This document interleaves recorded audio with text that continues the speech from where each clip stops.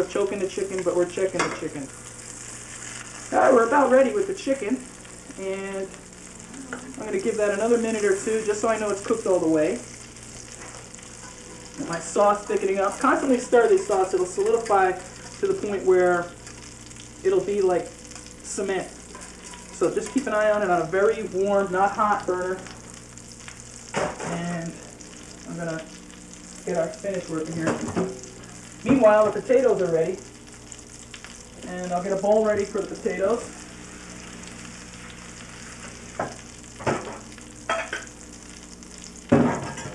Isn't that nice? Just fresh potatoes. The skin is just coming off. You know it's cooked all the way. You can throw your spatulas on the floor if you like. That's okay. Don't worry about it. If you don't have hired help to clean up, have a few more Coronas. You won't mind. For the potatoes, I'm going to keep it real simple because some people like to put a little bit of butter. Some people like to put a little bit of this, a little of that. I'm going to put some fresh pepper on there. I'm going to dice up some fresh parsley.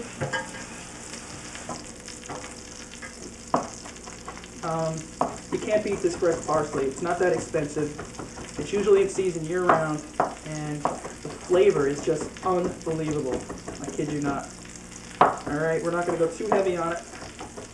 I'm just going to dice up some nice fresh parsley. It's going to go right on top of the potato. And I'm going to be real bold and use my fingers. If nobody's watching, nobody needs to know. But you're all watching, so now you know my secret for mixing potatoes. Sorry. Okay. That's it. I'm not going to do anything else with the potatoes. I'm going to put a little butter on the table, so if somebody wants to season it up, they can use that. But I don't want to take away from my delicious chicken dish by using a lot of oils or other flavors on my potato. Put that aside. And we're ready to set up our entree. And as soon as we finish that, we'll go right into dessert, and you guys can move on to The Simpsons, hopefully, which will be on next. Okay, our chicken looks about ready. I'm going to take one out just to test it. I'll do the little knife check. Yep, totally cooked. You can see it. I'm going to cut this one open. Don't ever do this unless, well, you can do it and eat this one. Give your guest the one that's not broken. This one's cooked through and through. Always check. If you're not a big-time cook and you're not comfortable poking at it or just looking at it like some of you may, cut it. Who cares? You're going to eat it anyway, right? So our chicken's ready, and we're going to move on to the setup. Let's keep it simple. More is better? No, I don't think so. I think less is better. I think it's important to have a really nice presentation, have a nice color scheme, and complement it with a nice, table arrangement. Don't worry about a lot of clutter on a plate. That's the nice thing about nouveau cuisine or a lot of the French food is they keep it very simple. A lot of plate coverage, of course a lot of flavor, but we'll move on here. Put our chicken breast there, and number 2 over here. And I'm going to move this so I don't burn my hand. Okay, so we have our spinach. I'm going to strain this spinach in a colander. So we don't get a lot of water running around the plate when we serve this dish. And again, oh, if I can only tell you the vitamins that I'm squeezing out of this. Some of you may even want to save the juice and use it in a stock or use it in a soup. But we're not making that today. We'll do that on another show. Okay, so we have the spinach. Drain it out. Squeeze it with your fingers just to make sure that you don't have a lot of water in this, because what's going to happen is it's going to run all over the plate and make a big mess. Okay, so I got spinach on number 1. Fresh cooked spinach on number 2. And if you can't get fresh cooked spinach, get the frozen stuff. It's okay. Just cook it to make sure that it's nicely cooked. It's not, the frozen stuff isn't that bad, but you'll find that this tastes 10 times better, believe me. Okay, so we are about ready with that. The last thing you want to do when you serve this dish is the sauce. This has a nice consistency to it. Let's see if I can. It's not too thin. It's not too thick, but it will stick. If you see the spoon here, it'll stick to the object it's being put on so it doesn't run all over the place. And that's what I want to do. Okay, so we're going to put a little bit on here just like this. It helps to know if your guest is allergic to butter or dairy products before you make this dish. But I never put too much on for the simple sake that some people don't like a lot, and some people like more than others. So the nice thing is you have some left to put on the side when you're serving it. And we'll put this off on the side. Okay, we'll go back to our potatoes. These are basic boiled new potatoes with fresh parsley and a little crushed black pepper. And hey, season it with anything you like. I just chose parsley because it tastes so good. You can use anything you want. You can use oregano. You can use anything. Actually, I think fresh basil would probably be really nice with that. Again, getting back to basics. Okay, I'll wipe down the edges. And I can't get enough of this parsley, to be honest with you. We'll put that on there, a little decoration. And a little decoration. It's not a very nice piece, but nice, fluffy piece of parsley. There we go. And I don't know, I can't get away from these peppers, I'm sorry.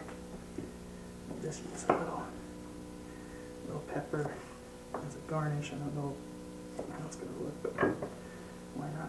Pepper there. You're probably going to be sick of peppers by the end of the show. Maybe we can do a whole show on peppers. I think that would be good.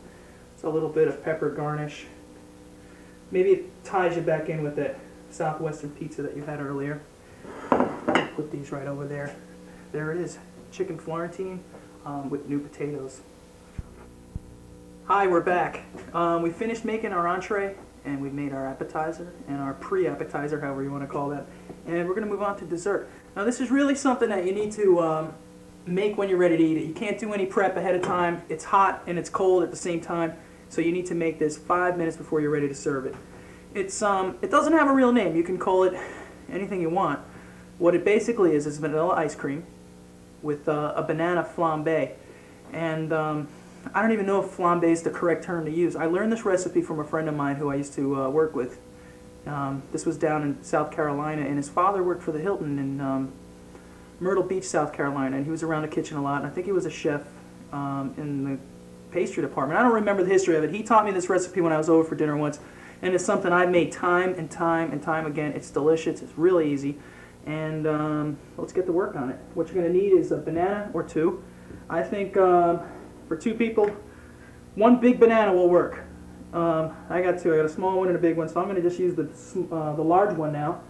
And you'll want to peel it. Let me get my little hunter knife and just peel back like you would anything. This one may not want to cooperate. Peel back the skin. You have a nice, fresh banana. Try to get a firmer banana. Don't get one that's too brown, even though they say the more brown it gets, the riper it is. You're cooking with this, you're sauteing with it, and you need one that's a little firmer than one that's a little ripe. If you can get plantation bananas, which some of you may see, the big green ones that you may see in Caribbean food, those are really nice too. They're a little more expensive, and they're a little more, I don't know what the word is, but they're not as sweet as the yellow variety that you might get. But you can use plantation, and they're a little firmer. Cut the ends off. And we'll leave it at that. Okay, we're going to get our pan hot, and this is the recipe that you have to say, to hell with the diet, to hell with exercise. I'm going to go for the calories. They're here. I got them. Watch. Get this down to a medium heat. And we're going to put in about 4 tablespoons of butter. We may need to add a little more as we go, but we'll see. You can use margarine. I have butter here for this dish. I used margarine earlier, but I didn't want to skimp on dessert because it really makes a difference. 4 is about here. It's not quite halfway. And we're gonna melt that butter down. Next important ingredient you're gonna need is brown sugar. And I have some brown sugar over here. Mine's a little bit on the chunky side because I haven't used it in a couple of weeks, so you can just sift it aside. And we're not going to add the brown sugar until the butter melts a little bit more. We'll increase the heat there, move some stuff back so you can see what I'm doing a little better. And I can probably tilt this up so those of you at home can watch what I'm doing. Alright. There we go. If that pan will cooperate and stay. Okay, I think you might be able to see that. If not, it's okay. It's just a pan with melted butter in it. Actually, you know, I'm gonna Leave it flat.